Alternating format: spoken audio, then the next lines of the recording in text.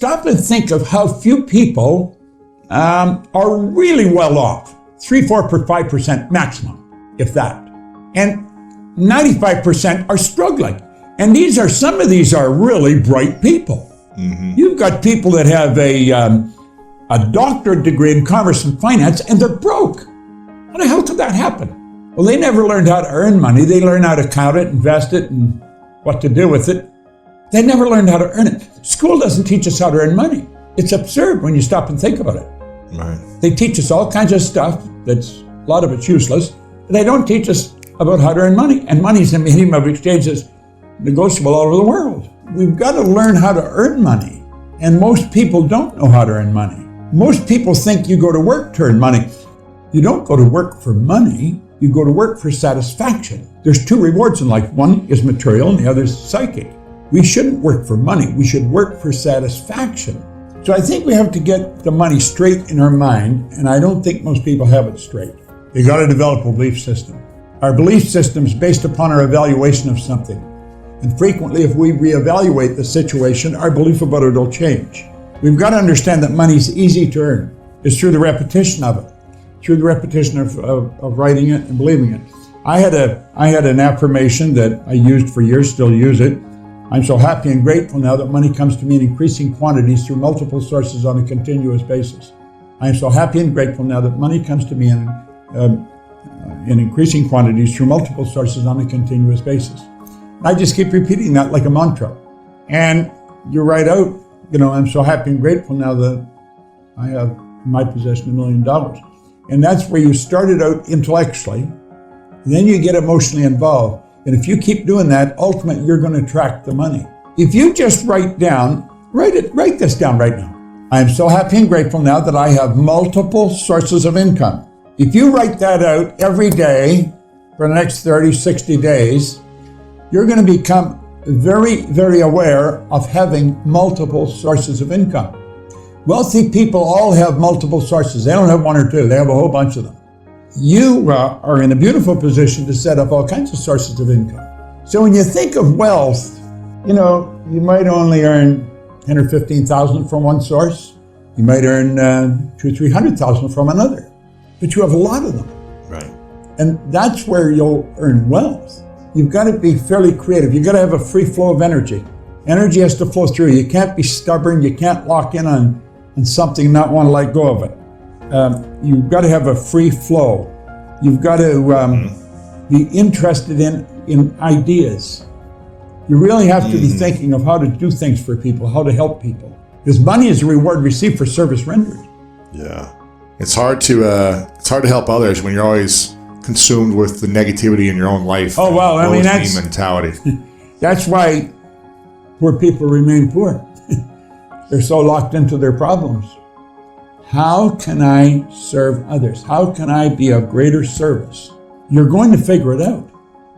Discipline yourself for, let's say, 30, 60, 90 minutes a day, sitting down and thinking of writing down 10 ideas that could be of service to other people. And you probably won't get very good ones for the first little while, but if you keep doing it, they'll keep coming. Get books on money. You Too Can Be Prosperous is one. That was the one by Robert Russell. You Too Can Be Prosperous. Think and Grow Rich.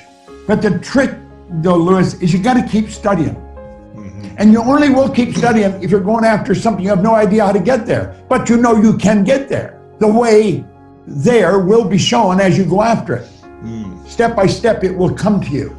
The will is the mental faculty that gives you the ability to hold one idea on the screen of your mind. You have goals. Take your imagination and then take yourself there, see yourself already have completed the goal. Mm-hmm. And then hold that picture with your will. When you go there with your imagination, there is a place. Whatever it is you want, you went there with your imagination, there is a place. You stay there in your imagination. You will attract everything that's required for the manifestation of that picture. We don't work toward the goal, we work from the goal. You get the goal in your mind. Our problem is we measure everything on the physical. You look at the physical and you say, well, I haven't got it yet. If you think your conscious mind, if you get an image there of your goal, you've already got it intellectually.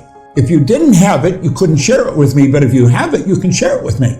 You can share with me the idea that you've got in your mind. So you've already got it there, haven't you? As you get emotionally involved with that idea, you've got it also on an emotional level. You've got it there. You've got it intellectually, you've got it emotionally. The only place you haven't got it is physically. Now, there's a period of time must elapse for that idea that you have intellectually and emotionally, for that idea to move into physical form. That's the only thing we don't know is the gestation period for an idea. We know what the gestation period is for wheat. We know what it is for a carrot. We know what it is for a baby. Moment of conception is about 280 days. We didn't always know these things, but we do now. We don't know what the gestation period is for a spiritual seed, and that's what an idea is. But it grows by exactly the same law. And so if we hold that idea in our mind, it must by law manifest in form. It moves into form. Now that is called the perpetual transmutation of energy. It's one of the laws of the universe. We're the product of our environment from the time we're born.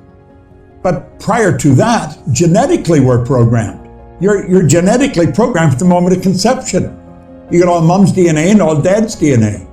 And God knows how far it goes back on either side. Well, that is programming. That's in our subconscious mind. That's called a paradigm. That's what it is. It's a program in our subconscious mind. Now, here's the crazy part. You have programs in your phone or in your computer.